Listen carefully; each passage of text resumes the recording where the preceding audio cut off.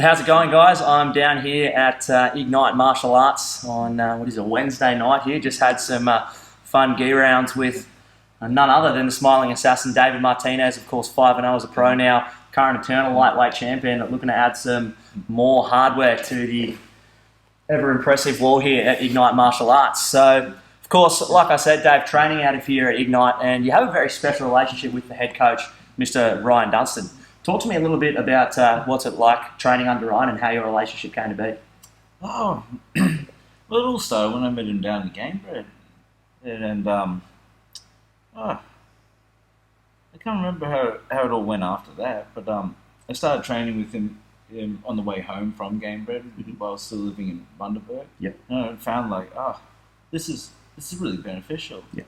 So I started making the effort to come see him exclusively. So, of course, like you mentioned, you used to live up in Bundaberg. And how long have you now been living on the coast for? Oh, was it a couple of months now? Yeah. I believe you have a very special roommate too. Yeah, the man himself. The man himself, Mr. Ryan Dunstan. Yeah. So I can only imagine how much fight talk gets done under that roof. Must be pretty cool to live with him. So you don't go to sleep. Roll until all hours of the morning. So, of course, here at Ignite, you also get to share the mats with another pretty special man, UFC veteran Ben Wall. So I've heard some pretty phenomenal stories about you and Ben in the training room here. I've heard you do half-an-hour wrestling rounds and all kinds of other crazy stuff. So talk to me a little bit about what it's like training with someone like Ben who has that wealth of experience, who's been to the big show and, been under those big lights. It's goddamn exhausting is what it is, man. And that guy's a beast. And I love every session I get to train with him. Yeah, it's really interesting watching both of you guys because you do have sort of similar styles in a sense, but you do have your own uniqueness to your styles as well in comparison to each other. But that grimy, pressure heavy wrestling style, you guys really must work off each other pretty well. Yeah, we're practically like the wrestling version of the Diaz brothers. We're very similar, but also very different. Yeah. No, awesome, mate. So, of course, 5-0 now as a pro, as I mentioned earlier. 4 finishes too, not discriminating in the method too. We talked about this off camera. I like to see when people have a nice even mix of TKOs and submissions. So 2 TKOs, 2 submissions for you at the moment. What a crazy year. Of course, got the Australian lightweight title on Eternal MMA and your 6th professional fight, of course, taking place on Coastal Combat 6. And interestingly enough, it's going to be 1 day shy of your 1-year anniversary as a pro. Yes. So 6 fights, essentially, it's going to be in 1 calendar year. I mean, talk to me about the last 12 months and how it's been for you. Well, honestly, man, it's not enough fights. I'm very disappointed. I'll have to talk to the management, hey? Yeah. I tried to get a couple more here and there, but things wouldn't work out. But other than that, well, things have been going according to plan to the coach. Yes. Yeah, I think that's definitely fair to say. 5-0, like we mentioned. I mean, it's just a crazy stretch. And, within that last 12 months, you've had some big wins. The likes of Brenton Mumford, Ethan Thomas, but perhaps none bigger than your win over UFC vet Mike Wilkinson. Yeah. So a 3rd round rear naked choke finish where you actually put him to sleep after a pretty intense opening 2 rounds. That fight was pretty interesting the way it came together though, wasn't it? Yeah. That wasn't really a fight, man. That was a life experience. So talk to me about how the fight actually came together. Well, originally Ben was meant to fight him, but he got injured and they sent me in as the replacement. I'm trying to be on vacation, but no vacations when you're in the Dunstan Death Squad. Yeah. So, of course, getting the finish over a UFC event like that is something that gets a lot of attention. So everyone sort of had you, circled as a real name to watch, but I think that's when you almost turned from the prospect into the contender with that win. Yeah. Talk to me a little bit about the feeling you get when you think about that fight and how it was, getting that 3rd round finish. I can't really describe it, man. Because everything just went exactly how we planned it. The finish came in the 3rd round, and it all worked out, and it was pretty incredible, man. But to fight someone like Mike Wilkinson is it's an honour, and it takes me back. It's pretty cool. I'm sure that you were watching the UFC back when he was fighting in there. Had some pretty impressive performances in the UFC as well.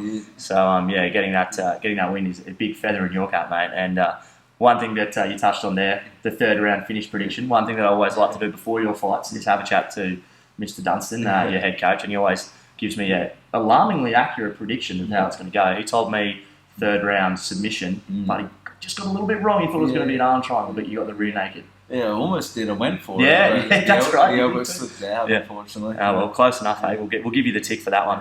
So, of course, Coastal Combat 6, you're coming in fighting for the professional lightweight title. Yes. Standing across the cage from a man named Sam Flynn.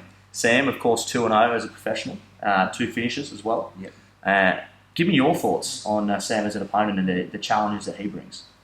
Well, first, he seems like a long guy, like tall, lanky. He moves around a bit tricky. Yeah. Throws a lot of kicks, it looks like. Yeah. Yeah, so he presents some unique challenges, and I'm looking forward to it. It was interesting. I spoke to Sam in a similar interview to this, and basically the way this fight came about was he called you out. Yeah. And I'll speak for Joel Zapasvari here, the promoter of Coastal Combat. He was literally had the Tapology rankings out and was just going down, calling everyone, trying to get someone to fight you when everyone's phone was ringing out. Yeah. Sam Flynn came to the table and said he wanted you. How does that make you feel? Sounds like he's a real man. Yeah. Maybe he can talk to the rest of the ladies. Yeah, well. Get them on board. So I think it's fair to say now, Dave, that you are the number one prospect in the country at the moment. So we've spoken about a lot of your accolades. I believe it's a 14-fight win streak you're on at the moment? Yes. Yeah. Your lone loss coming in your amateur debut, wasn't it? Yeah. But correct me if I'm wrong, I believe you didn't really have much training at that point. None. Brother. So you just jumped in against a fighter who actually went on to have a very good career in Tristan Murphy. Yeah, went on to be welterweight champ. Yeah. So pretty crazy. Funny to look back and see the way that both of you have developed as martial artists. But what were you thinking getting in there with no training? Just wanted to give it a go? I did. Man, I watched that movie, Never Back Down. I'm like, this looks good. I'm going to give that a shot. Yeah. Okay. So lined myself up to fight and jumped in and threw a hard jab, felt good, got taken down and smashed. Well, like I mentioned, the number one prospect in the country, probably the number one contender, I'd say, at this point now. Like I said earlier in the interview, I think you've passed from prospect to contender now. You are the man to try and beat now, as far as lightweights in Australia are concerned.